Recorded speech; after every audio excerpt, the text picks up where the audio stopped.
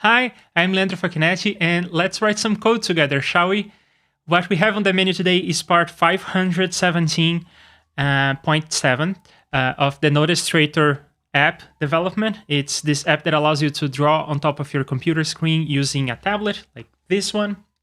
And with me today, I have a very special guest, the person who was with me when all of this started, and he's back now to see how it came along. How are you doing? Doing very well. I'm David, by the way, and yeah, I'm excited to be here and check out the progress. Like you said, there's been 517 episodes. I haven't managed to watch them all, but yeah, I'm excited to see.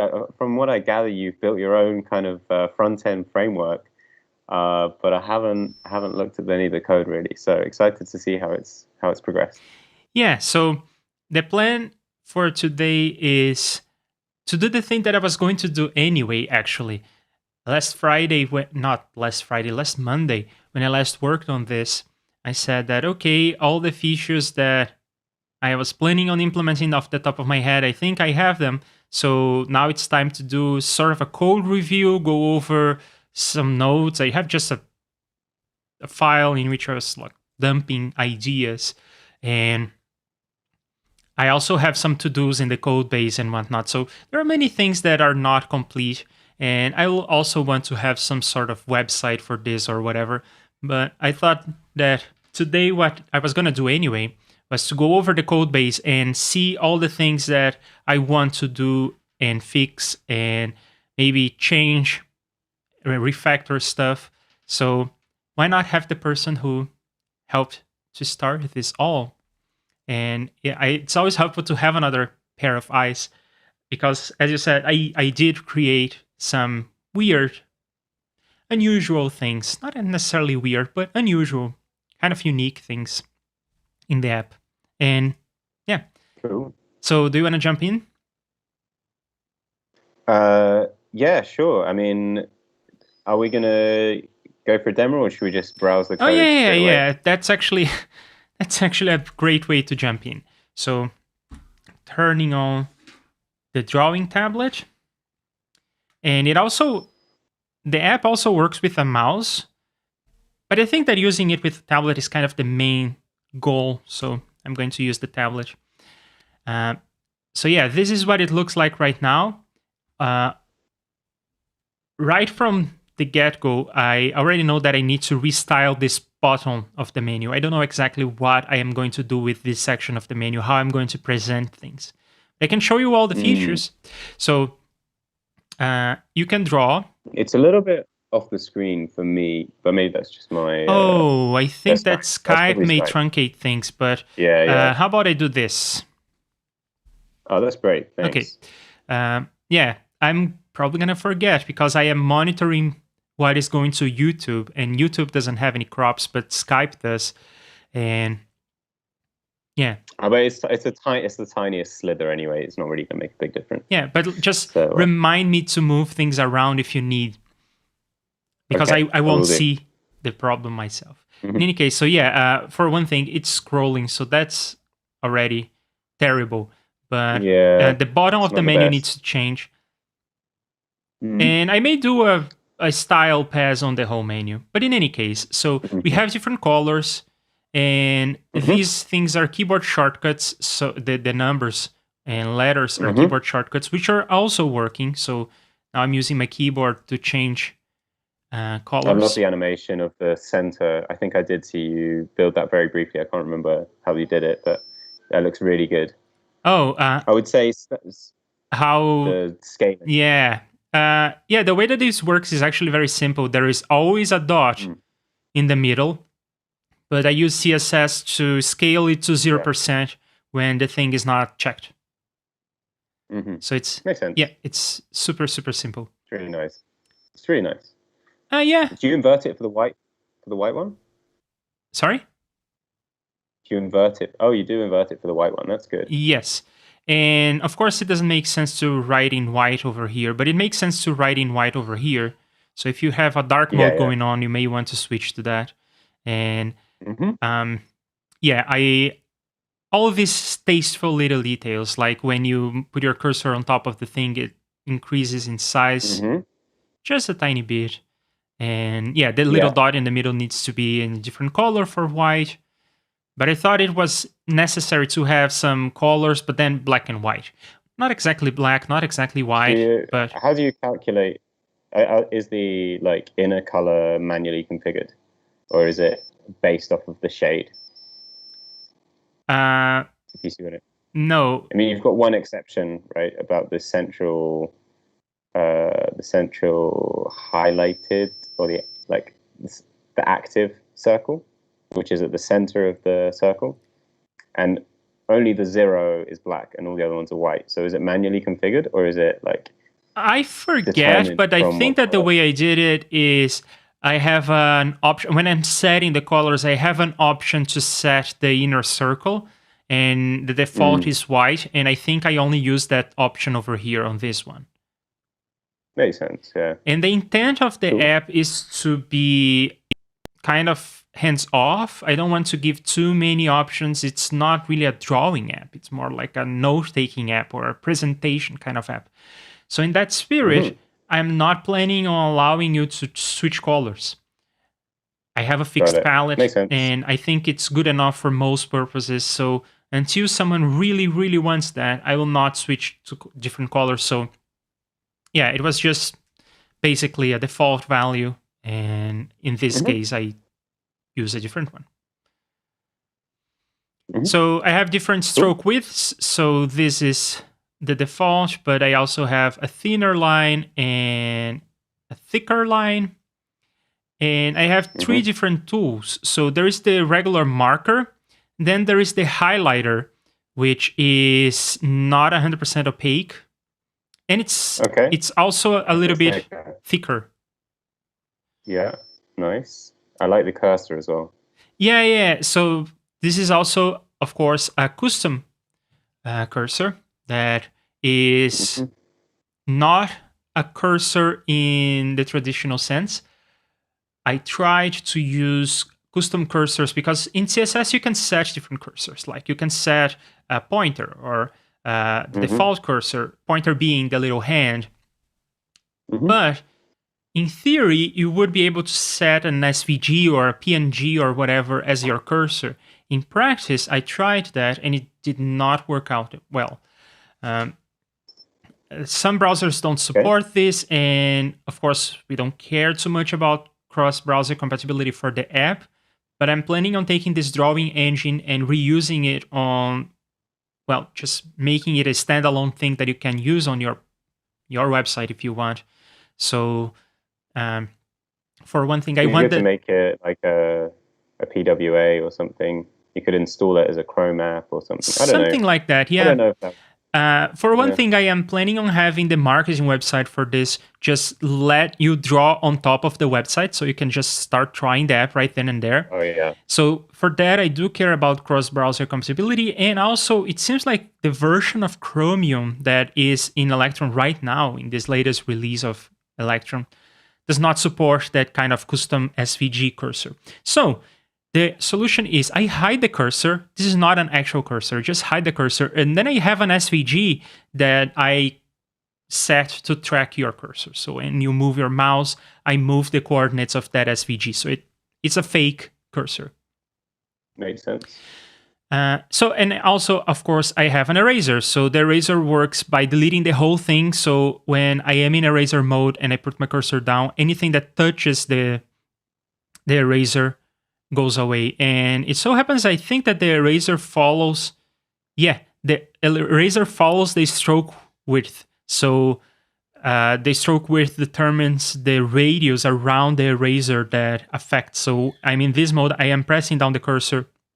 The stroke width is thin, so I need to get really close to the thing for it to go away. While if I am on this mode, I can just barely go in the neighborhood and it goes away. There is also a cute trick, which is when I'm on any tool, the pen has these buttons, and one of the buttons activates scrolling, so there isn't much I can do with that, but the other button activates right click. So if you right click, you momentarily switch to eraser and then back. See, I am not I'm not pressing any keyboard shortcuts, and I'm not pressing the buttons. I'm just pressing the little button on the pen. And of course, that only works if I have the pen on top of the tablet. Could you hold up your tablet so I can see, like, so you're like watching, like, can I see? So this is the same screen that you're writing on right now. Yeah. Cool. That's nice. And I just press the button, it becomes an eraser, and then I can erase stuff. Then it goes back to the other tool. So I think that this is very ergonomic. In fact, if you are drawing and then you hit the button, it turns into a right click and momentarily, and the eraser is already on top of the line. So if you draw something and you don't like it, just press the button, it goes away, and you can try again. That's nice, yeah. It's just a consequence. It falls out. I did not program this part. It just falls out of the way that everything else works. And that's perfection. Yeah.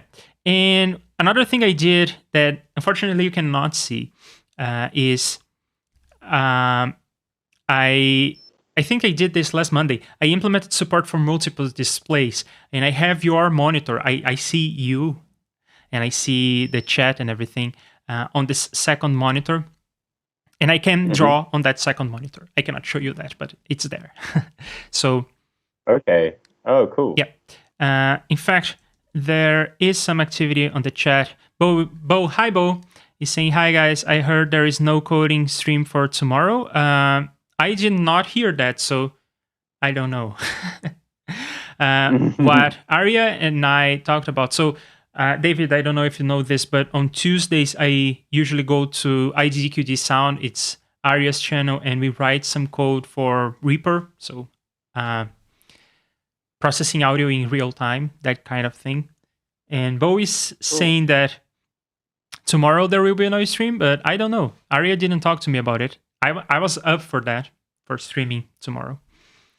And we even talked about not doing the stream on Reaper and audio programming, but instead to talk about programming for, I guess, a website, because Arya wants to do a new website for himself, and he wants to stop paying Wix, so he wants to do it from scratch.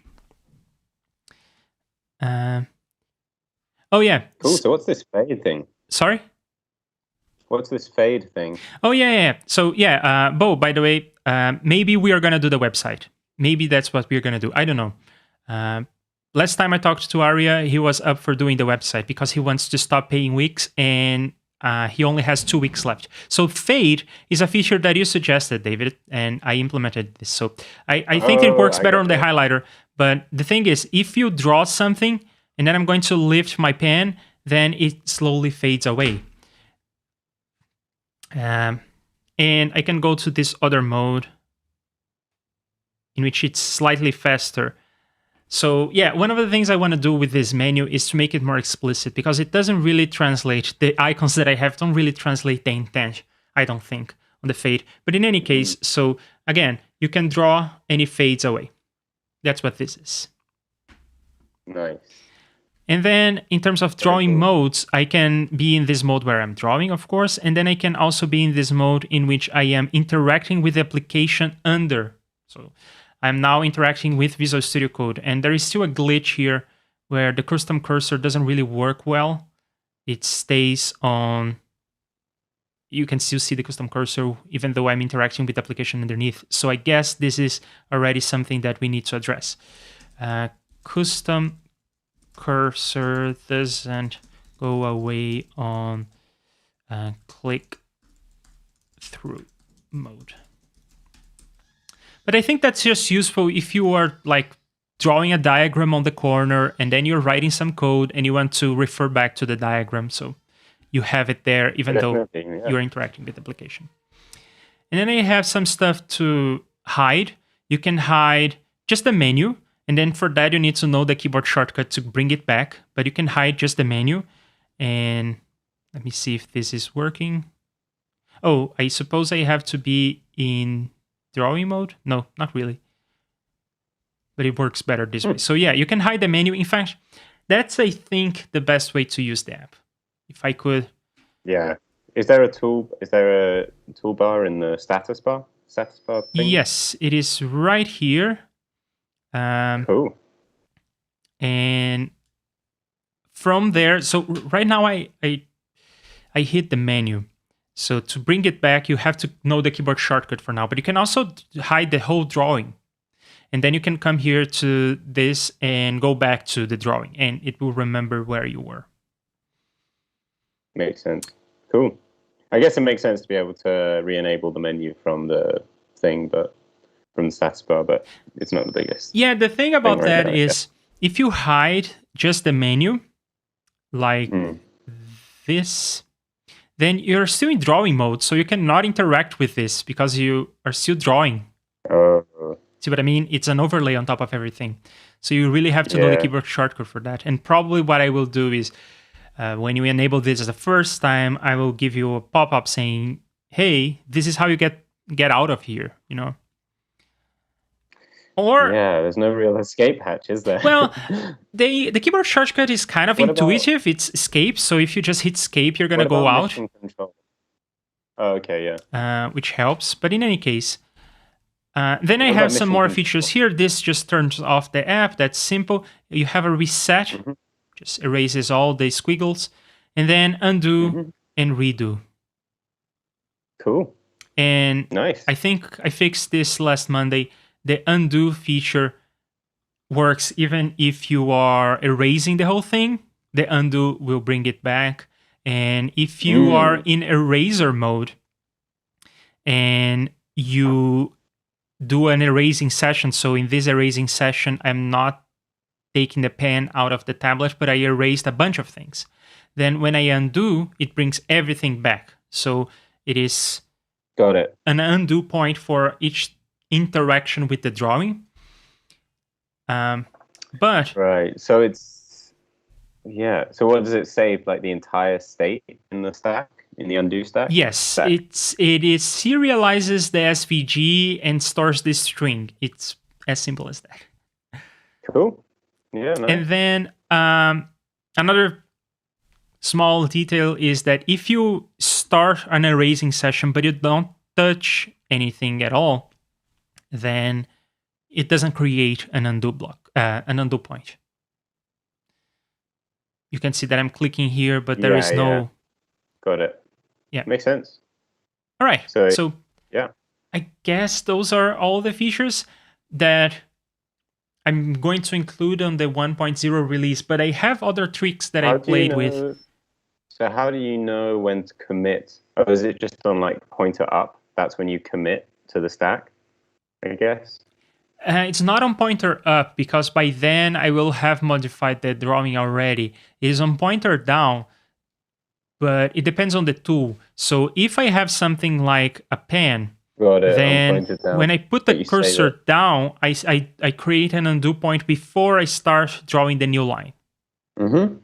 But on the eraser, on the mouse down, I start listening for the fact that I'm about to delete something from the drawing. So I start listening. Am I going to delete something from the drawing on this position? How about this position? How about this position? And when I actually delete something from the drawing the first time, before I actually delete it, I create an undo point. Okay, cool. Yeah. So I also played with other ideas that I did not fully flesh out, and I'm not sure I'm going to for the first release, but they are really cool and they work. One of them is something I already talked about. I would like to extract this whole engine into something that you can easily drop into your website. That's cool. Okay. And also maybe we will have a white canvas kind of thing with an infinite space, so you can just scroll around. And I guess there are plenty of apps that do this, so that's not too interesting. What is the most interesting experiment is I was able to wire a bunch of things together so that you can draw on top of an OBS stream, which is different, right? Because if I draw, for instance, here on the corner, then you can see that I'm drawing behind our faces. Yeah. Right? the drawing is below the faces. And that's because I am drawing on top of my computer screen. I'm literally in front of me seeing the drawing in front of my screen.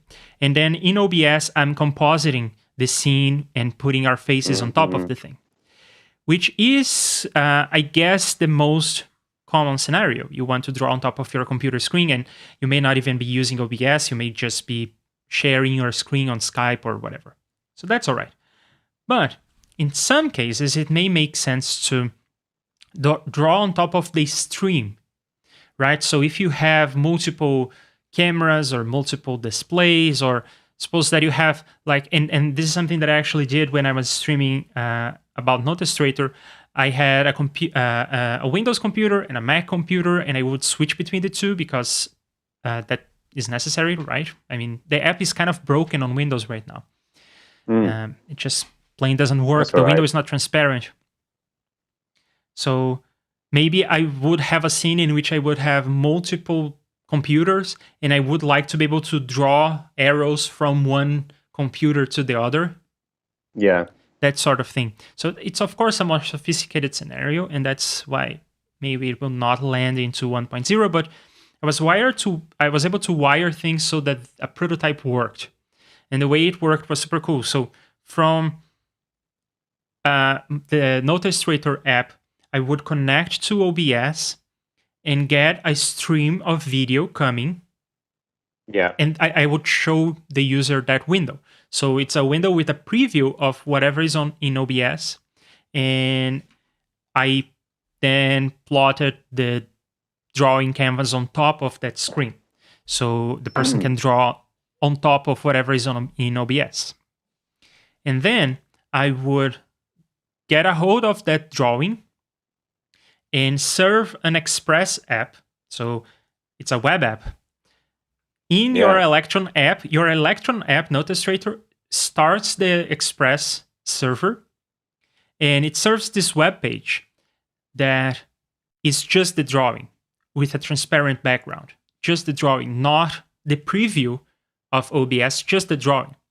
And then you can load this web page into OBS as a browser source. And then the drawing just appears on top. It's a transparent background, and it's just an SVG. So the drawing appears on top of the OBS stream. You just have to align all the sources correctly, and it just works. You would be writing, and you would be drawing on top of our faces over here. Or I followed up to a point. I'm not really totally sure why you need an Express server. At the beginning, you said it sounded like you create a stream from Notestrator, and that goes to OBS. Isn't that all you need? Why do you need to have an Express server in the middle? And also, is it like this web page? Does OBS have a browser built in? Yes, OBS has a stream, a very slimmed down and kind of dumb and slow version of Chrome. I think it's based on this thing called Chromium Engine something CEF, I think is the acronym for that. But I actually forget the details. But it's a bad browser, but it's good enough for most purposes. Mostly people use that for like rendering the chat on top of the stream, or for if you are like a speedrunner, Got it. You want an overlay with the things the items you already collected, or that sort of thing, you know? That's actually, that's a brilliant hack actually, because that's way simpler than creating like an actual video stream from like the output from Notestrator, I guess. Instead, you just have a web page which is just like a transparent. Yes. Generating a video feed from the app is probably slow. It would be probably slow. I didn't try it, but it would be slow. So I guess I can reiterate how the architecture works. It goes like this. So on the one hand, you have your OBS. And I like how I can use the app that I'm building to explain the app that I'm building. And then on the other hand, here you have your Notestrator. And then from OBS to Notestrator goes a video feed. So goes like our faces. And then in Notestrator, I show the user, the streamer, I guess. I show them a little window in which I show the preview coming from OBS, and I allow the person to draw.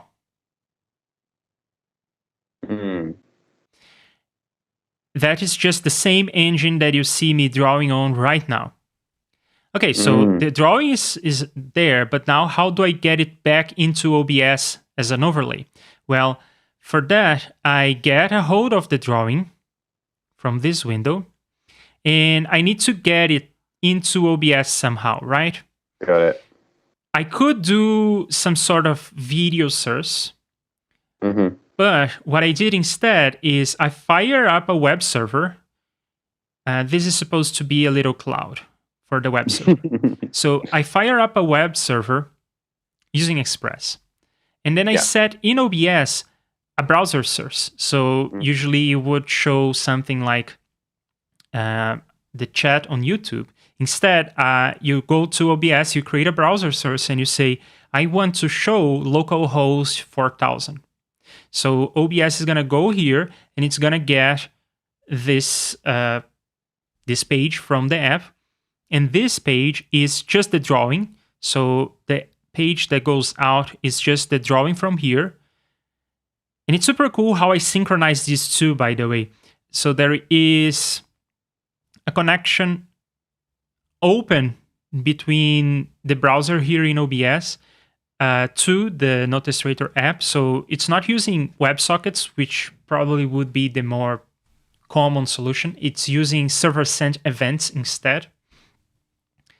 So anytime that there is a change in the drawing, I actually use the Mutation Observer API to notice that there is a change in the drawing. Do you know the Mutation Observer API? I do, or at least, yeah, I'm not sure I've used it a lot, but I know what it does. It basically just listens for changes in the DOM and notifies you when that happens. Yeah, it's super cool that we are using... the whole reason why I wanted to create a drawing engine was to prove that you can do stuff with the DOM, and it is fast enough for most purposes. So the internal representation of the drawing is the SVG itself. So it's very easy for me to just attach a mutation observer to the SVG, listen for changes in the structure, and then send those changes to the Notestrator, the main app, the main process in the app. All of this is the Notestrator app, but this is the main process. So and I just send that. Sorry, just going to ask if it sends the entire SVG to OBS, or it's sending the page. Or... Yes. So OBS opens this connection, this server-sent events connection. It's called an event source. So it opens this connection to Notestrator and waits for changes. So when there is a new squiggle, there is a new line on the drawing, then it goes, using the mutation observer, I notice that there is a line, and then I send that to the main process, and the main process sends a new SVG. So it sends that information down to the browser source here in OBS. And then in OBS, you just get this SVG, transparent background, very straightforward stuff going on there. Yeah, it's just like you replace inner HTML with the new SVG or whatever. Yep. And that's that. That's really cool. Why did you go for server-sent events? I know what they are, but I've never had a use case for them. Yeah, so I have been using server-sent events for everything these days instead of WebSockets, and I can quickly compare the two. So the purpose is the same, to keep a connection open between clients and servers. So in this case, the server is Notestrator and the client is OBS. I want to keep a connection open because I want to push from the Notestrator app to OBS the new lines as they come into the drawing. And I could do that with WebSockets, I could do that with server-sent events, or if I was like back in the day, I would be using long pulling. So I would say, OBS, go to Notestrator and ask for changes if there are any every second, every 300 milliseconds or whatever. Yeah. It's all local anyway, mostly. I mean, I guess you could do this remotely. You could have a separate computer running Notestrator, but in most cases, I think it will be local, Yeah. and that would work. But yeah, so most people, I think, at this point would reach for WebSockets, but server-sent events are better in some ways and worse in some ways, and I think it pays off. So differences are server-sent events are on one direction only. I can only go from server to client. Now, depending on your application, this is a showstopper already. Because if you are doing something like a game and you need this connection between client and server to be duplex and it needs to be super fast, then you don't want to do server sent events. But in our case, we only have stuff going from the server to the client. So that is not a bad thing. And even if I had something that would need to update the other way, it doesn't happen that often. So I could just send a regular request, a regular post request, for instance. And that is good enough. In fact, I am now on my day job working on a chat app.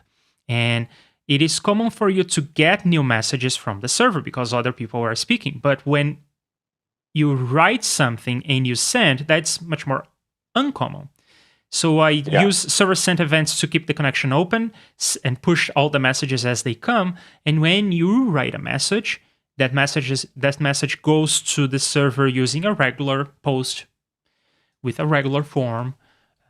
Very simple stuff. And likely the connection is open still anyway. Yeah, and if you're using HTTP2, I think it's smart enough to multiplex the connection. So the server-sent events connection may be used to actually use to send the post request, but I'm not sure about this. I'm not sure about that, but certainly if you've already sent, I think the default is 5 seconds to keep the connection open. Like if you send a message and then you send another message a second later, it will keep the HTTP2.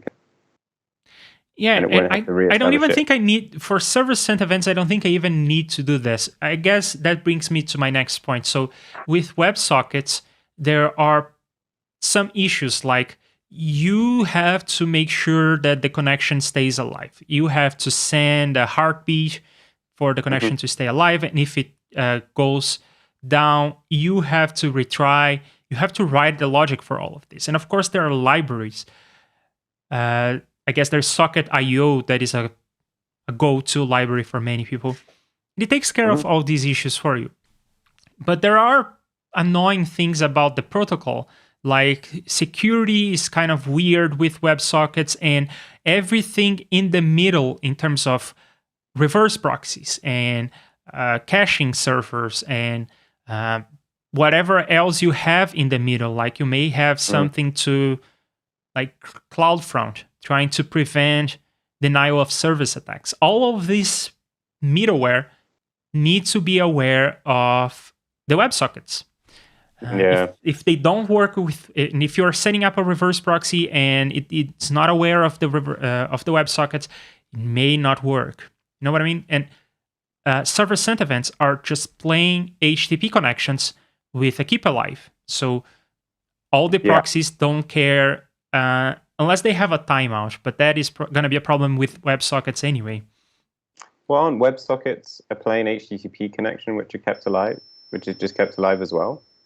No, WebSockets is a lower level thing. In fact, you have to, the handshake between client or server and server for WebSockets is like, okay, we have this HTTP connection.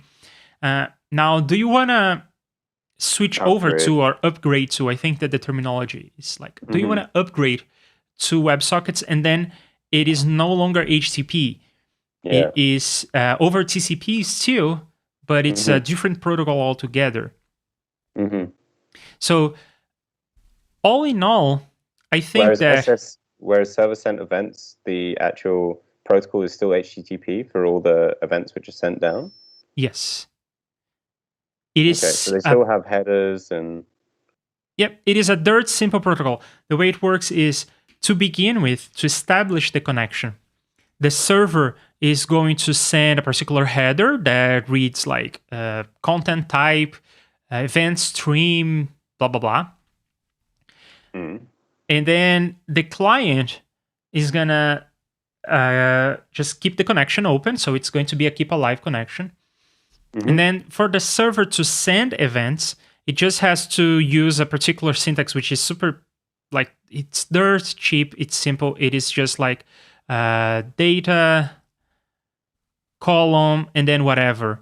And then if you want to terminate the data block, you just send 2 new lines, and that marks the end of that message. But the connection stays open, so you can always just send another one in the near future.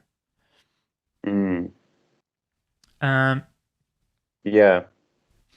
So I suppose the thing with I'm just trying to think about like whether it is more complex, like the authentication setup for WebSockets versus server sent events, because on both of them you only have to authenticate it once when it first hits the server, and then it's authenticated, and then it's kept alive. And okay, I don't know. I don't see keep alive as such a big issue, but I'm trying to think about the other steps that you said, which were like some proxy in the middle or DDoS prevention, where that really comes into play. Yeah, I guess so, because you don't interact with any incoming events with SOC. The other cool thing about server sent events is that the browser takes care of retries. It takes care of the boring parts of keeping the connection alive. So I think that even if you like just your server goes down, I don't think, I know for a fact, if your server goes down and then comes back up, the client is just going to reconnect, and from your client side JavaScript, you don't even have to worry about it, and it's all built in, so you don't have to bring any libraries if you don't want.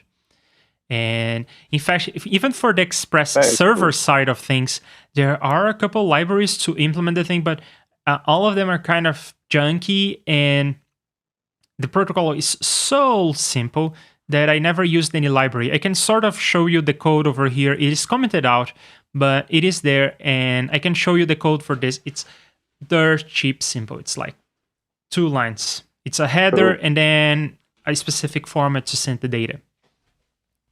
Cool. Yeah, I find it super, super cool. So yeah, those are the features that we have so far. And do you want to jump into the code? Let's do it. All right. Okay, so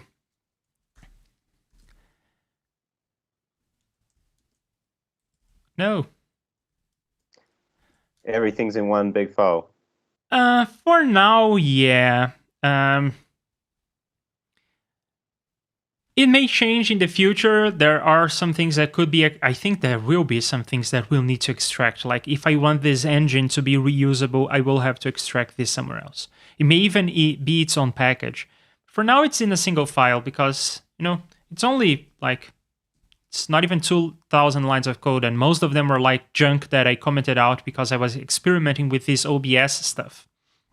In fact, we can start there just because we were talking about it. So on the browser, you just do something like this. You just say new event source, pretty much the same thing you would say with WebSockets, new WebSocket. And then you can add event listeners for stuff coming from the server. The update event is an event that the server is sending. We are going to see how that works in a moment. But that is really cool that it handles all the retries and reconnections for you. Yep. And it's really cool that this is like just HTTP. I mean, I really like this. I'm not going back to WebSockets unless I have to have duplex data and it needs to be super, super fast. And I may want even to do something like in binary or whatever. But at that point, I may consider using WebRTC, which is also super cool. And depending on the context, it may make sense. Like in a game, it may make sense to make things peer-to-peer to reduce the latency. In any case. I love it. I love it. You're a bit of a contrarian, aren't you? You like to find like an alternative way of doing things, which is neat. rather than just like going with the default standard. But I like it. Yeah, you are in for a treat, David. There are so many things that I do that are unusual, to say the least, in this app. So yeah, this is the client-side code for this. It is as simple as the thing you are seeing. This is the whole thing, actually. I just listened for the update event coming from the server. The server has some data in there, which is the SVG. So I just get a hold of the SVG that I currently have and replace it with what came from the server. So this is how you do the live updates on the OBS side of things, on the Perfection. yeah, the actual thing that goes on as an overlay in OBS. That's how this works. And then this is the implementation of server sent events on the Express server. So this is the Express app. Are you familiar with Express? Okay.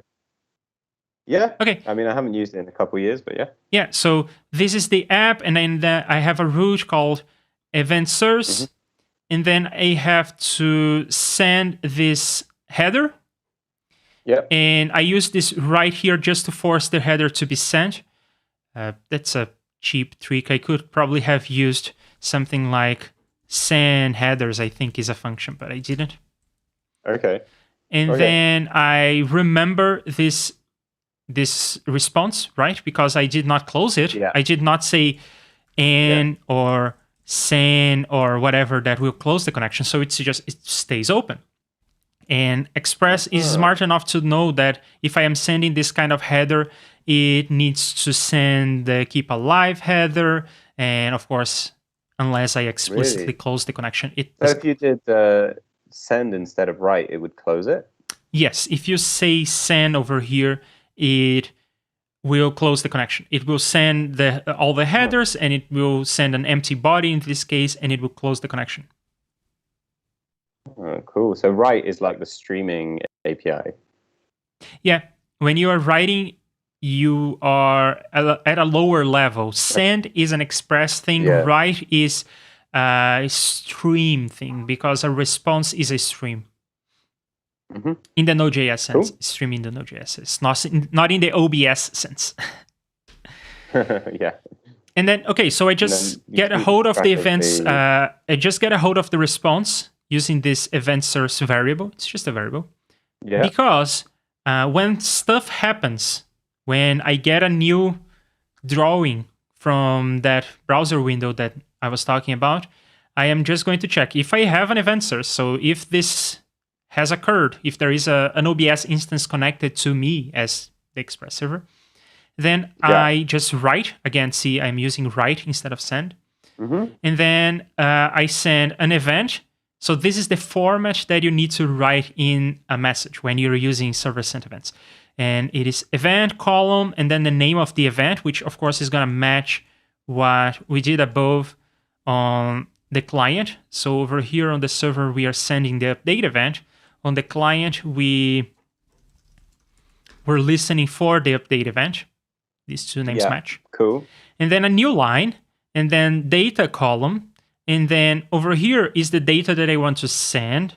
And then new line to say, okay, I am done sending the data. Now this can trigger. And when I'm sending the data, I'm replacing new lines with new line and data column space. That's because if you have new lines, if you want to send something like, you have to do it like this. And then these two lines are going to terminate the message. But you get that. How do you get that in the event.data? Does that come just as one event? Yes. Over here on the client, it's going to strip all of those. Oh no, again, I pasted the link that people would just be able to join the call and hijack the stream. In any case, so yeah, over here on the client side, this event.data is just literally this. Yeah, cool. It strips the new lines, it strips the data, preamble, and whatnot. So yeah. Cool. Yeah, with like... Wow, very nice. But then do you not need to, like, when you're sending the update to the server, shouldn't that be a WebSocket connection? Because it is kind of duplex. It's just two different clients. Oh yeah, so between the window that the user is going to use to draw and the main process in Electron, I don't need to do that via HTTP. I have IPC, which is a direct connection using Electron between the windows. Yeah. Oh, of course. Yeah, that's IPC main.on. Got it. Yeah. Okay. Cool. Makes sense. Yeah. So, but that's all of this is for the future. It's just an experiment. It works, but it's commented out. So let's talk about the things that are in the app, the things that we just played with. Cool. So in terms of dependencies, I have very little here. I'm using Electron, and I'm using Electron Builder to build this, so I end up with a .app or a .exe. Mm-hmm. And this guy is super nice in that when I get there, I will be able to have an icon for the app. I will be able to, even if I wanted, I could pay hundreds of dollars to get signing certificates, and I would be able to sign the app. Okay. In reality, I learned more about this, and I think it's a freaking nightmare, and it doesn't add any security, so I am completely enraged by the status quo, and I will not buy signing certificates. So when you open Notestrator, there will be a window saying, oh, this app is by an unidentified developer. Do you want to open it? And yeah, it's just going to be like that. Yeah. I think people are used to that nowadays. Yeah, it's don't get me started on this. In any case, so yeah, Electron Builder, super nice stuff. I spent 2 to 3 streams just evaluating all the tools in this space. There are at least 3 tools that are popular for packaging Electron apps, and this one seems to be the best for my way of working anyway, but it's super simple to use. It doesn't take over your whole project. It's not like a build system coupled with a development environment coupled with many more things. Distribution system. Some of the Electron tools come with the whole package, but the Electron Builder is low key. It just creates a .app, and it handles things like auto updates, which is nice. Cool. And then I have some of my own stuff, and that's some stuff that I want to show you because I think it's cool. Yeah, cool. And then I know the HTML package, so it is very cool. I don't know the CSS one, so I'm curious about that. And then Font Awesome. It looks like a typo. Is it not meant to be Font Awesome? I guess not.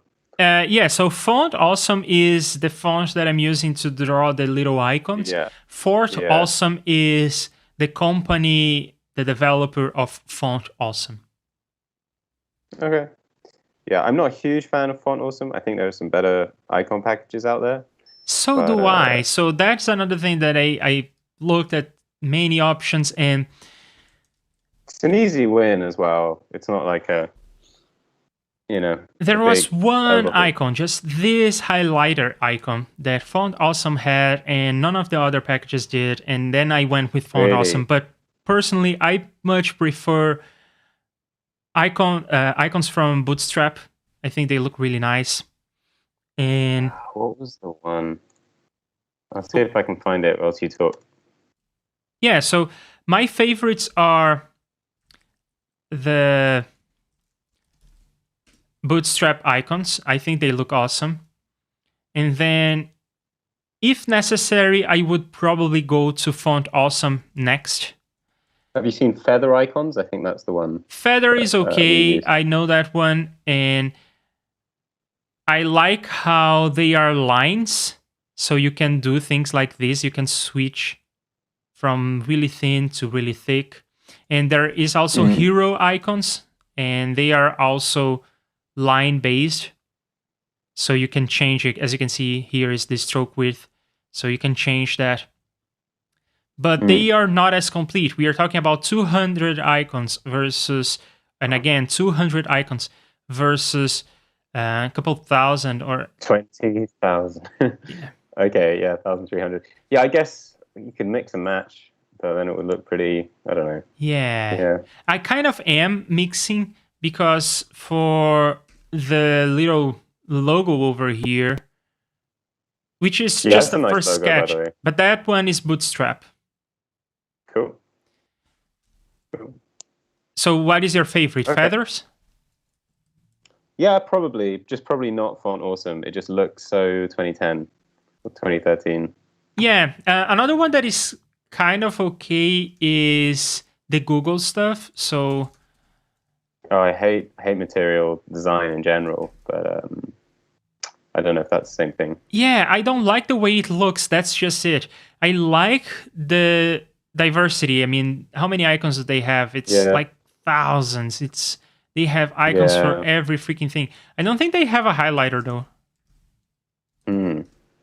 So now you Yeah, can they try don't and have use a highlighter. emojis. But Yeah. even the things that they do have, I just don't like the way it looks. I don't think it looks nice. Yeah. Yeah. And Can I draw your own? I could draw my own. Yeah, that's something that I was considering. Hmm. Interesting. But the other problem is that when I started, the icons made sense, like colors. Okay, that makes sense. Yeah. Widths, that makes sense. Tools, okay. But then from here on out, it's a stretch. I don't think that these icons are working. I think I need something else. Either I need icons and labels, or I need just labels. I need to do something else. And I was experimenting with the fade, and over here I started using labels, and then over here I stopped again. So I have to redo this whole section. And at that point, I think maybe the fade could be one of the segmented control. Maybe it feel because it. Do you know what that one, a segmented control is? let me see if I find it. Because it feels like an enabled checkbox, but there are 3 options. You mean this kind of thing? Yeah. Yeah. Not necessarily in that style, but. Mm-hmm. And then I could have like literally labels, right? Yeah. Yeah. I think I had an iteration like that, and the labels were like none and slow and fast or something like that. Mm-hmm. Cool. Yeah. So I think I need to rethink this whole strategy, this whole appearance. I want the thing to look nice. So I think I need to redo most of this work here. And at that point, if I redo the fades, and I think that even these icons don't really mean anything, most of them anyway, and then I just end up with like the undo, redo stuff. I think that is pretty standard. And then the tools. Yeah. But everything else I'll have to sort it out. But at that point, I'm using like 2 or 3 icons, so I guess I could just roll them out myself. Yeah, true. Totally true. Yeah. Yep. Okay, cool. And then I have these dependencies here for the OBS and Express stuff. I'm not actually using this right now. Okay. So then the first thing that I do is, am I running in development mode, or am I running in production mode? And by production, I mean just the app has been packaged using Electron Builder. So if I am in development mode, I am going to fire up a thing that is like a static website generator of sorts, but it is not a static website generator. It's just a quick script that I wrote. And what this script is going to do is it's going to generate HTML for the drawing and for the menu. This is the drawing window, the transparent SVG that you actually draw. And this is the menu, so the thing that we were looking at with the icons and everything. And a list of shortcuts as JSON. So it is going to be simple. It's going to be like a static website generator, but it's just literally this. It's going to write to the drawing file, and I have my HTML right in here, inline. And I do this. Sorry, go ahead. Sorry, I didn't catch that. Is this concatenating the HTML files into drawing? Yes. So I have here an instance of my HTML package. So I have my HTML writing line, and this is just the tagged template literal. It's just a string. My HTML is just a string. Yeah. That I write to this file. And I do it this way because when I'm in production mode, in packaged mode, when I'm running the .app, I will not need to have my HTML library, my CSS library. It will just use this HTML file. So this HTML file is like a cache. You can think of this as a cache of what the HTML should be. Okay, cool. Got it. And then I create these 3 files. So I have here my HTML for my drawing window. And I have some HTML for the menu with the icons and everything. And I have the shortcuts JSON file. And I write to these 3 files in development. So anytime I change something about the HTML over here, it will, in development mode, overwrite this file, and it will be ready for packaging and distribution. Okay, cool. And then... yeah, okay. Go ahead. So, I'm just not sure why you're, like, writing to that file. Like, why don't you just keep it in that file? Oh, because I want to use all the power of JavaScript to generate my HTML. For instance, over here in the menu, when I am defining the colors, I am scaping. It's a tagged template literal, so I scape and I write some JavaScript that will loop over the definitions of the colors and map and generate the HTML for me. So I want to use the JavaScript language to concatenate the strings for me. Got it. Okay, cool. Makes sense. And also I do some other things like this extract inline styles, which is part of my CSS library. Yeah, I was going to ask about that. What does that do? Yeah, so my CSS library comes in 2 parts. The first is it generates a design system. So I have here some CSS that it's just going to spit out. And this CSS system is lifted from Tailwind. Do you know Tailwind?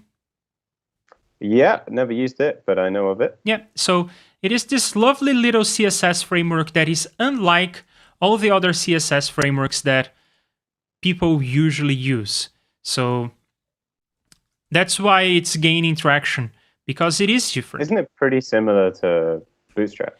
It is completely different from Bootstrap. So Bootstrap is essentially a collection of components. So it has some styles for your forms, and then it has like this. It's a component. It's a bundling of some text and a text area or an input, and it draws the borders and whatnot. And it has more sophisticated components because some of them are like breadcrumbs. That's true to some extent, isn't it? Sorry? But like it also has like it still has like layout and like more lower level, if you like, building blocks. Yeah, it has all Bootstrap has all the things you would need. It has from the basics of typography, even a CSS reset thing. It calls it reboot. It has this own thing, and then it has a bunch of, but essentially at its core, Bootstrap is a library of components. And some of them are like silly, like a breadcrumb. It's just a slash. But it has more sophisticated things that would be complicated to write on your own. Let me see an example of this. Maybe carousel is kind of complex. And essentially that's why people use Bootstrap, because of these components. Which is great. On the one hand, it gets you started really quickly, but on the other hand, when you want to customize the thing and make it look like your app, not just a vanilla Bootstrap app, the amount of work that entails, in my experience, is similar to the amount of work that would be necessary to just recreate the component from scratch, especially if you want the component to behave in a different way, not just look different.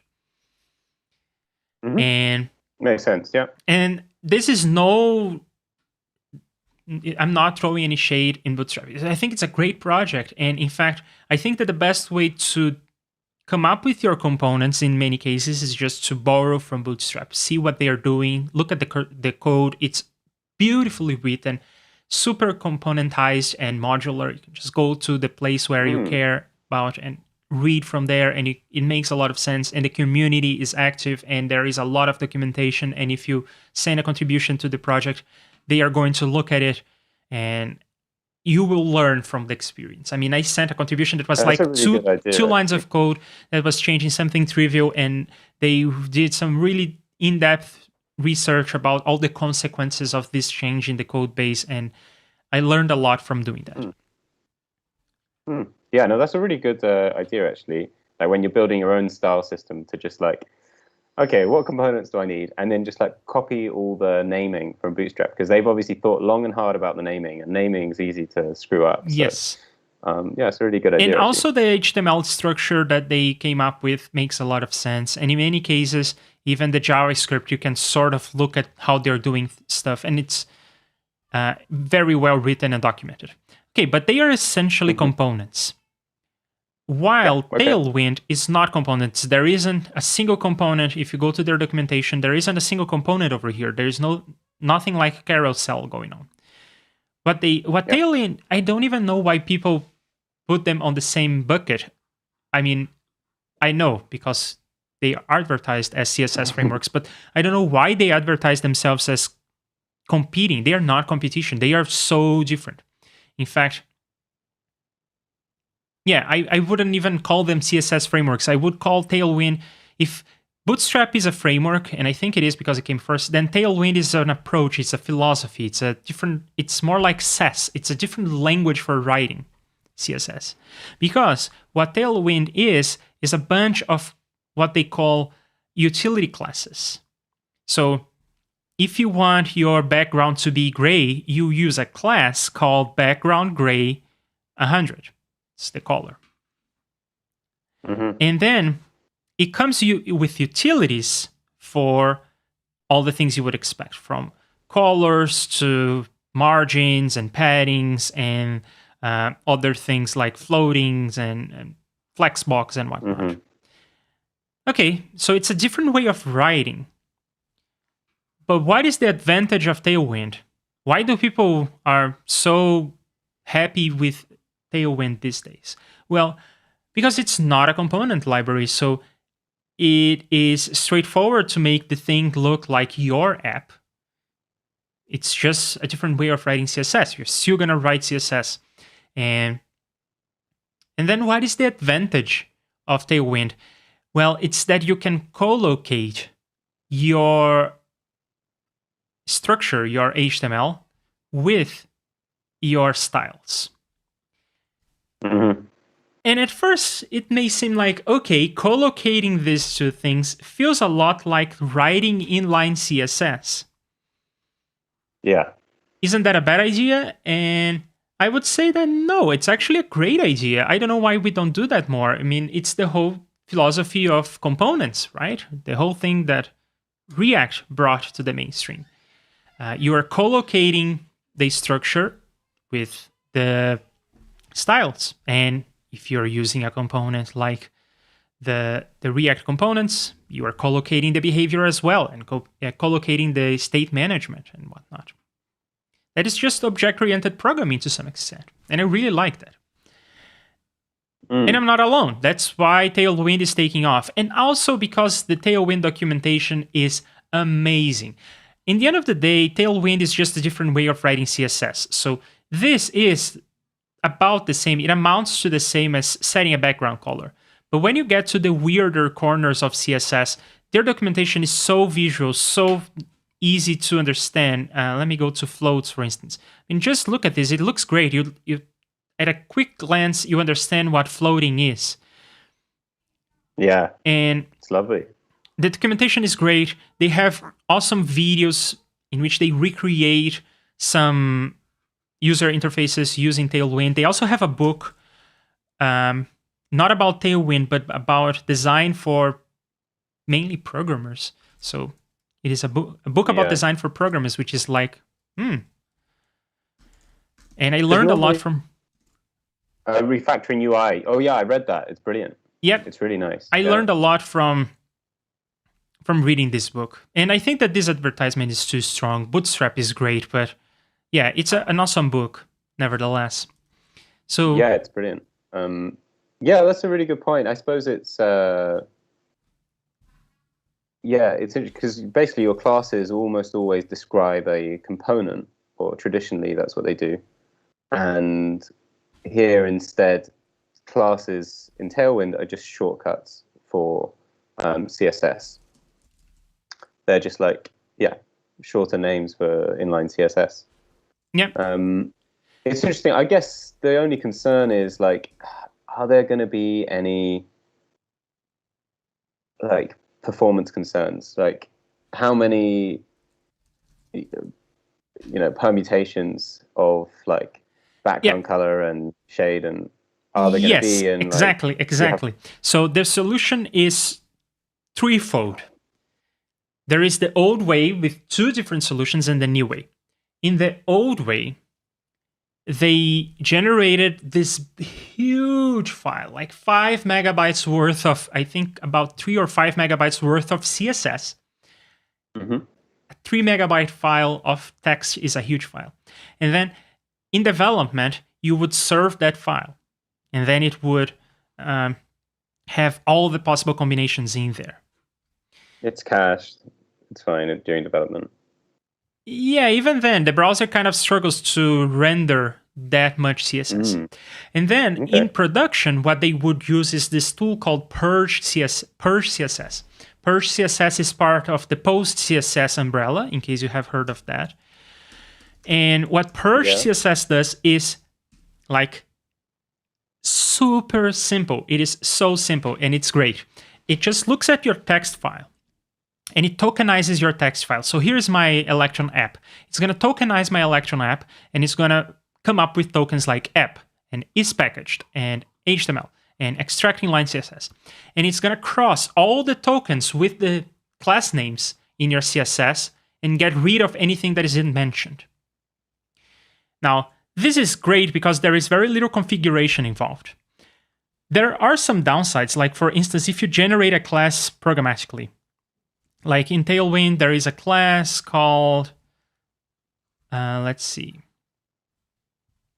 Let's go to maybe display. So there is a class called Inline Block. So if you generate this class like const my class equals inline plus block, that's not going to fly because inline block does not appear literally in your code. Purge CSS will miss that, and it may purge the inline block class, and then your stuff is going to work in development but not in production. Okay, so Yeah. that is kind of silly, right? To generate all the Cartesian products of all the things you could care about, because these things balloons. Every time you add a new color, it needs to apply to the background, to the border, to the colors of the letter, to, you know what I mean? And then when you Yeah. introduce dark mode, that's everything times 2, because you have this variance. That's what they're called, variants. So dark mode is a variant, and then you can say things like, I only want my background color to be black when I am in dark mode.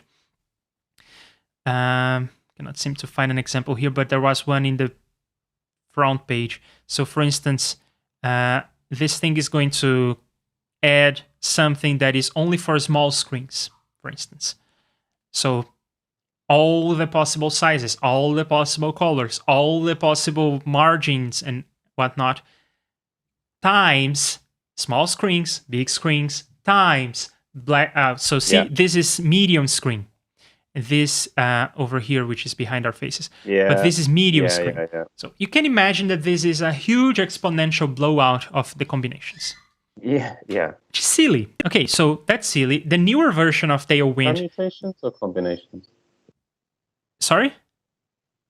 Permutations or combinations? It's permutations actually, because all the classes need to be multiplied by all the variations, and all the variations need to be multiplied by the other variations.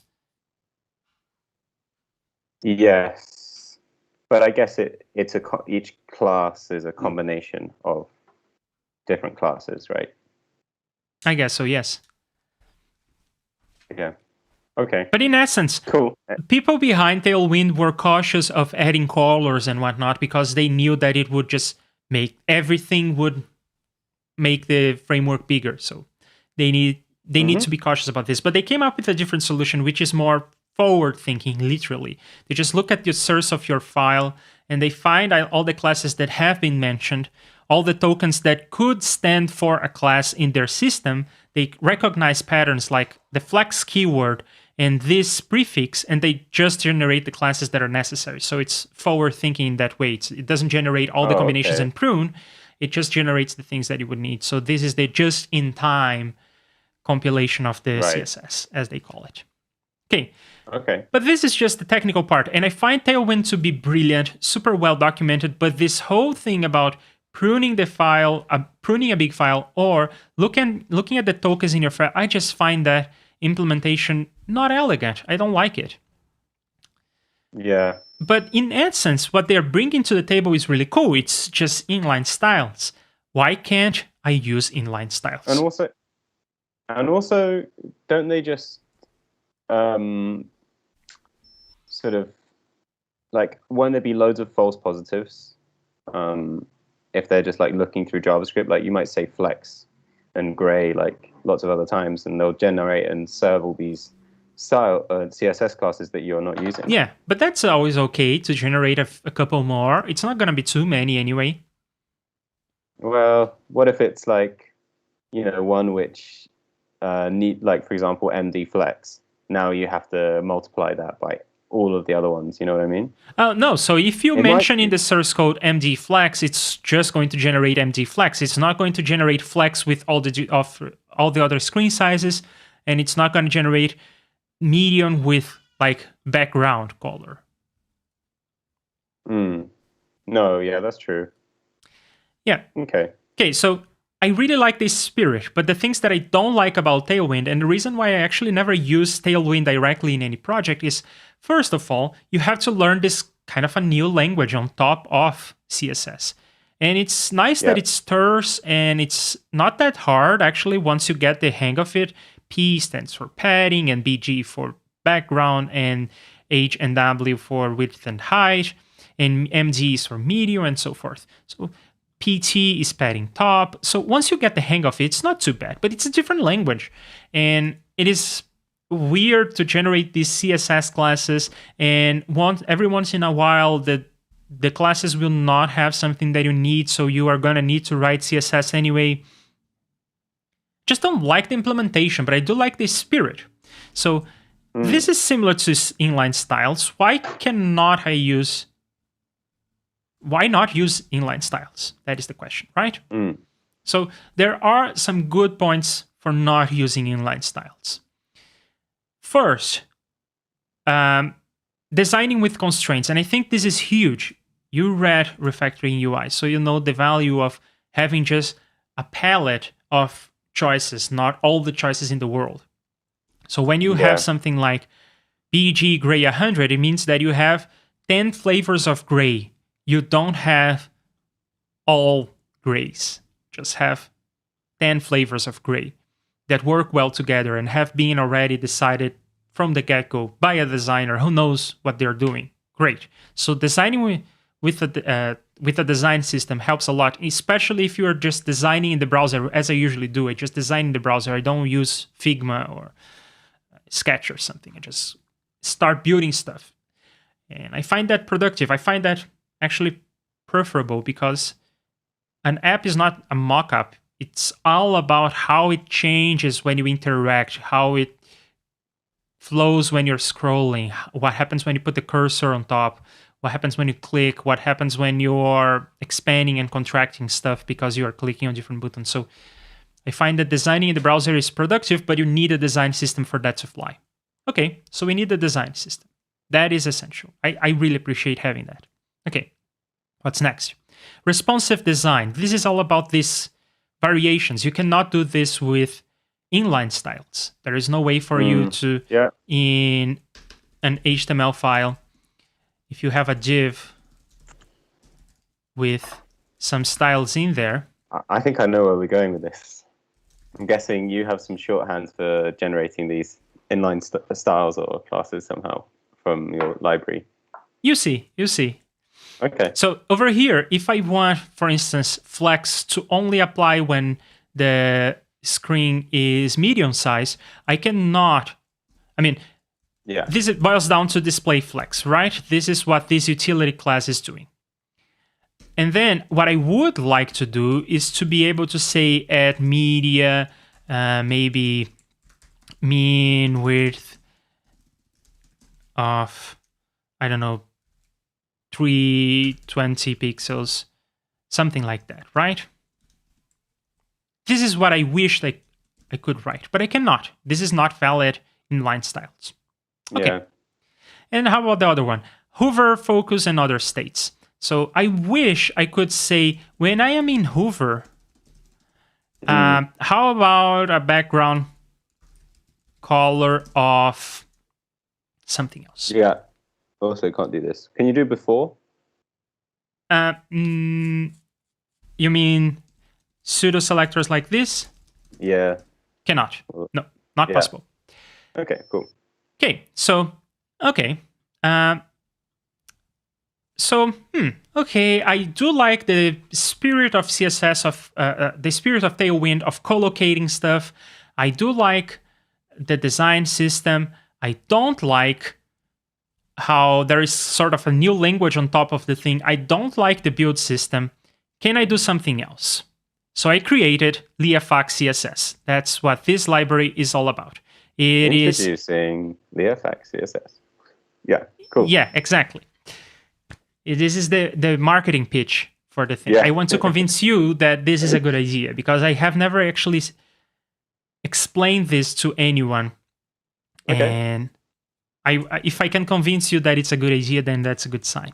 Okay, so how does Leofax CSS work? Well, first of all, I went to this documentation and to the source code for Tailwind, and I lifted the design system from there. I copied all their choices. So for instance, for colors and for spacing, I just came here and I copy and pasted all these values. And there are plenty of them. There are plenty of colors. So I copy and pasted all of them. They are good colors. When you're prototyping and you don't have a brand color, you just want to get something good looking. These are colors that have been calibrated. They work well in designs. They have 10 variations for each hue. So perfect. All right. I copy and pasted all of that. And what did I do with that? And same for things like spacing. Like, it's great to have this palette of space options.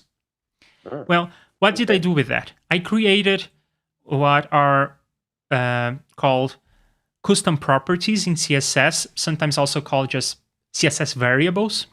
Yeah.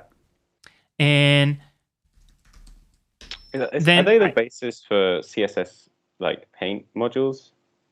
Sorry? And I was playing around a little bit with Houdini and the new like paint worklets, and I guess those custom properties are just an extension of the CSS variables, but I don't really know.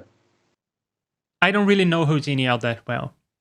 Yeah, but what I do know is that I have a bunch of variables now, and I don't need thousands and thousands of combinations of variables. I just need the plain values. If there are like 100 variations on color, I have 100 lines here with 100 custom variables. And then when I want to use that in my CSS, that is easy. I can just say background color var color gray 100. Cool stuff. Okay, so that pretty much takes care of the first one. Takes care of the design system. The design system, exactly. Yeah, and I lost that page, but you know what I mean. So that is concern number one. Well, how about the rest of this thing? I wish I could use all these three things, from pseudo selectors to different states and media queries. Okay, so how do I do this? I wrote this. So part one of my Leofax CSS package is this styles.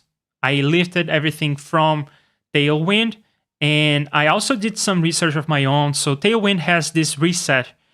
Bootstrap has this CSS reset or normalization thing called reboot in Bootstrap, Tailwind has this other thing. I forget the name. It's called Preflight. And I looked at some others, and I did some research on all the normalizations and resets that people use, and I came up with my own, which is a simplified and more powerful version of, at least to Not very long. Yeah, and this is all there is to it. The CSS reset is just this, the thing that you see on the screen right now. That's it. Okay, so is it a very long is there a lot of reasoning behind this reset, which is like the comparison? I guess it's a lot of research. I mean, is this a very nuanced piece of code? Like that, is this like a regex for a URL domain or something like that I'm looking at? Yeah. Each line here has hours of work behind it. Yes. Okay. Hours of testing in multiple browsers, and only the browsers that I usually care about. I tend not to care about Internet Explorer, for instance. And to some extent, I don't care about old versions of Safari all that much anymore. Okay. In any case, so that is the reset. That is the design system that I mostly lifted from Tailwind, and the colors and everything. And there are just a couple components that I sort of lifted from many places, like visually hidden is a thing that you usually want if you want to do something like that screen readers will read, but that will not show up on the screen. And in some other contexts, when you're doing shenanigans with SVGs, you also need that. In any case, so that is part one of the project. Part two of the project is to solve these other issues. And the way that I solve this is... Can I guess? Go ahead. Okay. So you can't have inline styles. That's just a limitation. There's no way you can do that. So I guess you have to revert back to the class strategy. And I guess the dream is that you decouple the media prefix, like the media query from the actual style class, so that you don't have to have all those combinations. But I can't think how you would do that. Okay, I can give you the answer. Go ahead. Okay, so the way that I do this is you give me your HTML. And that's easy because I am mostly using my Leofax HTML library to generate HTML as a string. It's a tag. So, okay, I got it now. So you give me your HTML as a string. I parse your HTML, and I get a hold of all your styles, your inline styles. Then I generate a class name based a unique class name based on this context, these contents. So essentially, I just create a class name like dot blah blah blah. Okay, and this is a hash generated from these contents. It's a fast hash. Okay. Then XX hash. Sorry, what? XX hash. No, it's a fast.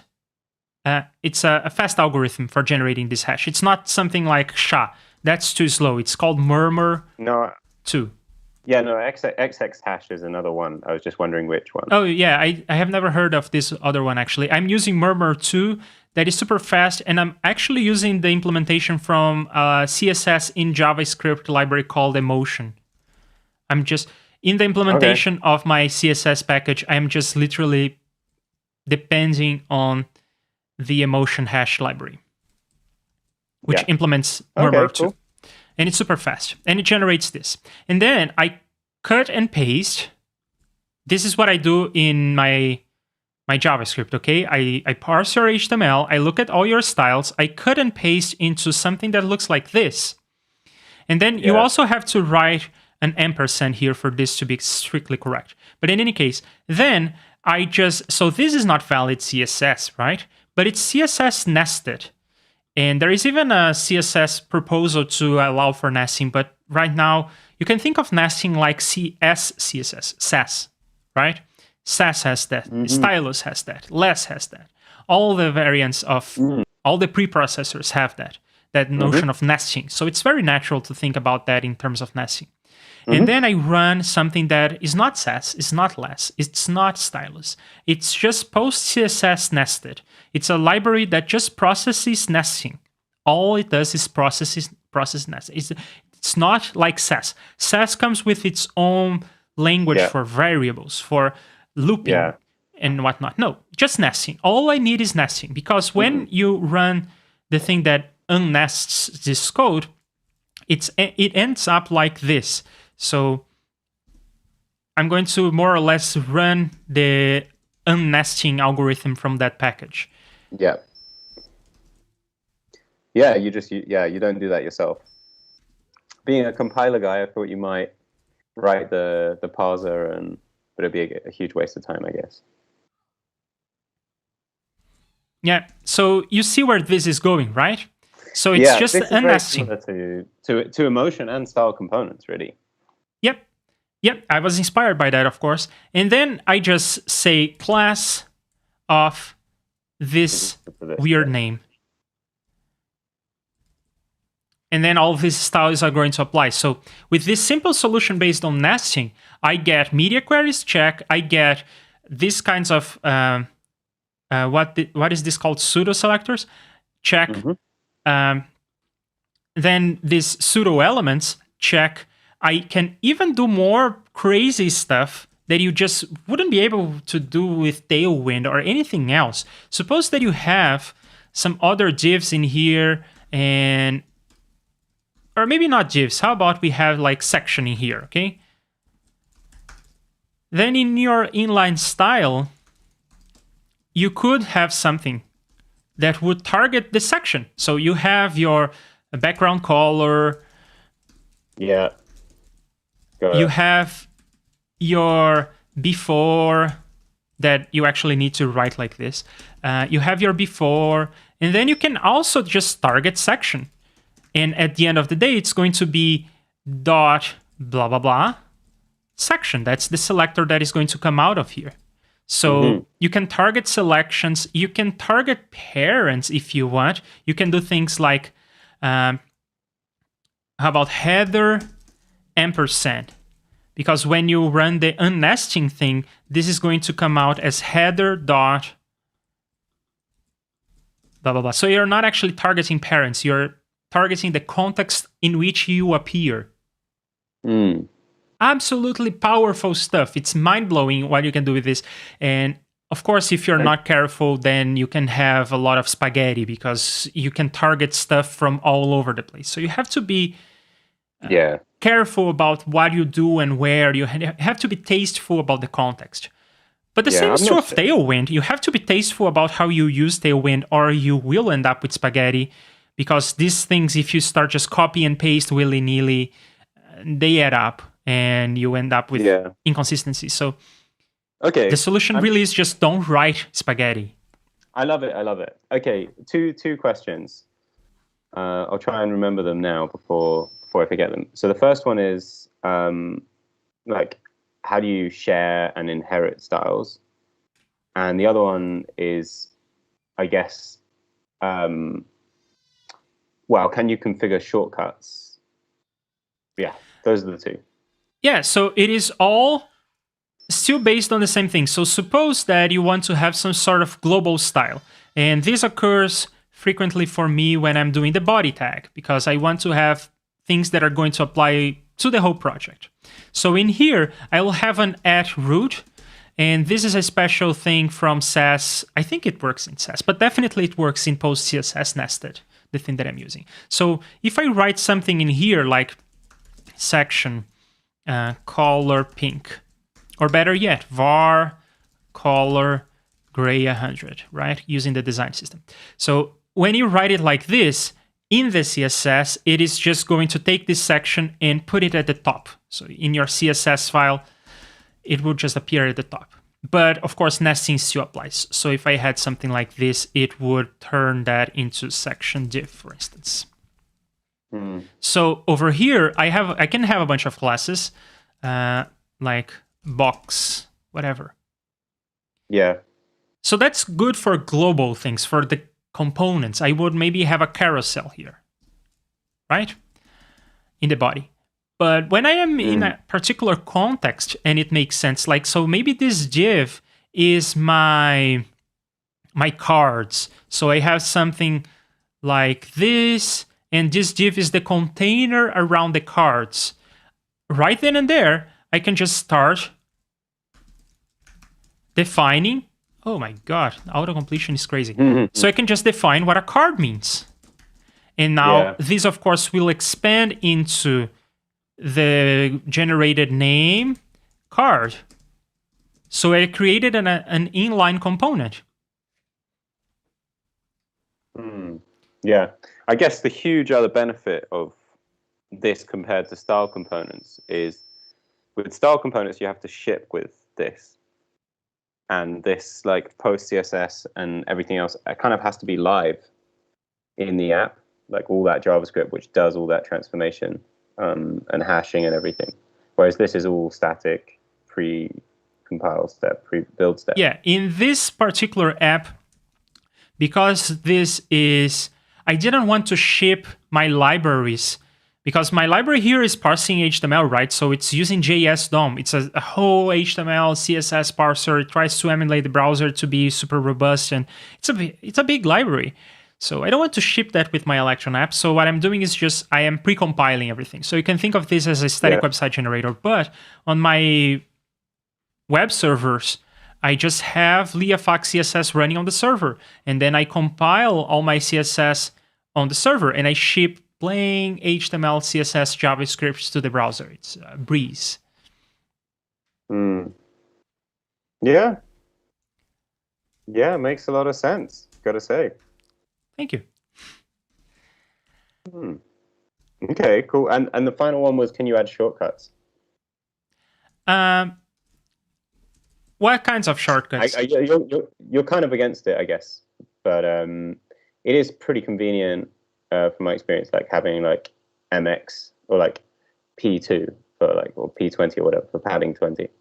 Yeah, so I don't personally use that kind of thing because I want my CSS to be, I want to be able, I guess one of my goals is, I first want to be able to go to Stack Overflow, MDN, a CodePen, whatever I find, I want to be able to copy and paste, and things must just work. So first of all, there is that.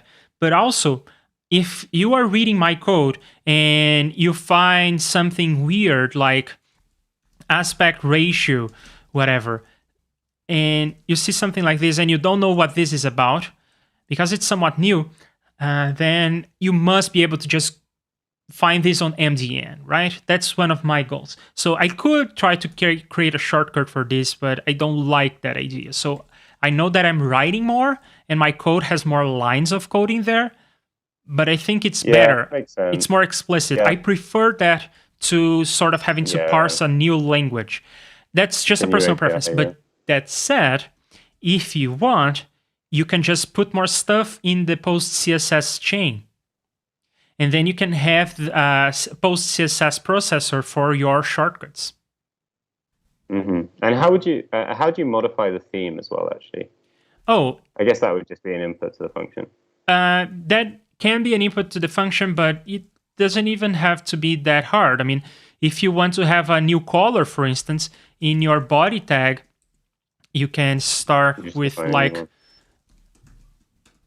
can you highlight this as HTML? Thanks. So you can have at root, and then you can just have a root, and then you can just define a new color. Yeah.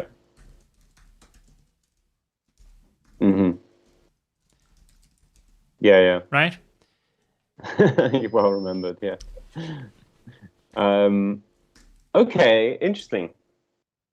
Yeah, there are lots of things that I like about that. I definitely like coupling the view with the view, you know, like the whole separating CSS from HTML always just felt like not a very nice thing to do.